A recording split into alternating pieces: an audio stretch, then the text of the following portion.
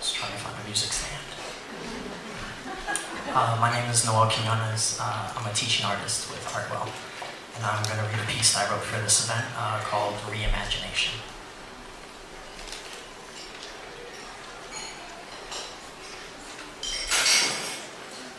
I cradle the wingspan of an angel every time I try and tell a story.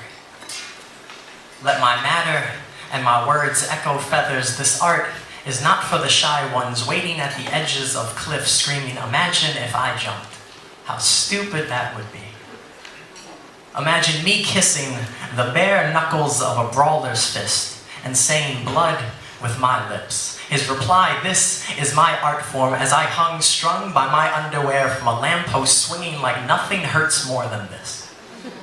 Imagine my father's hands at a restaurant table trembling like every finger twitch could trigger a dam breach. Steady waters to a 14-year-old boy getting his first job in the South Bronx thinking 30 years from now, my son will not tell me he is planning on being an artist.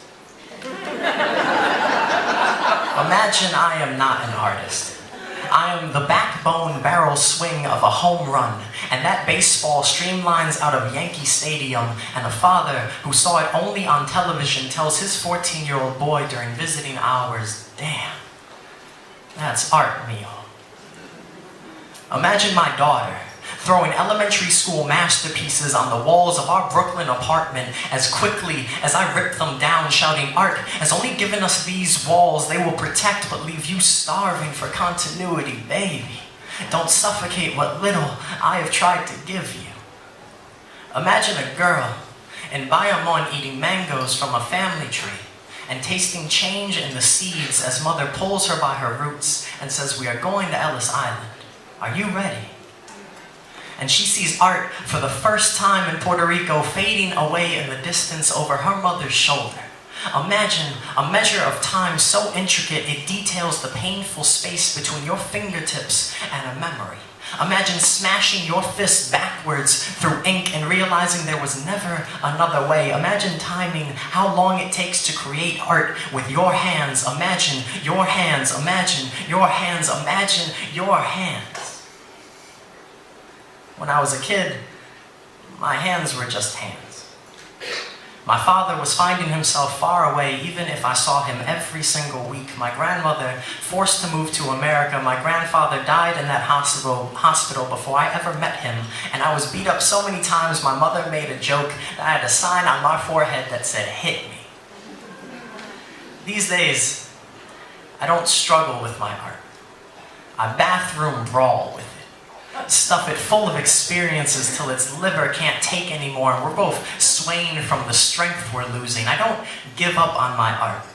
I send it to timeout wastelands where it can think about what it's done to me all these years, and when it comes back crying, I send it again, because the world gives double the punishment for half the work, so we'll work from there. I don't patronize my art. I let it fly to the other side of the country, survey the situation, then relay it back to me word for word through carrier pigeons, because we both don't want to admit this mold of creation is as boring as staring at a blank page, sifting through newspapers, movies, text messages, and memories. I hold honest with my imagination. I see hands and reimagine containers of dust shaking up the past talents of my ancestors. I see my father's emotions and reimagine each as a different weather pattern threatening to take me from the home of my body. See my bully's fists and reimagine myself a canvas for the art of their anger if I could hold them in my hands now. Growing up is not for the weak. But I'll be damned if art hasn't been my crucible and my relief to every kid who doesn't understand what they see and can't process enough to speak. Watch my hands, my hands, my hands, and repeat.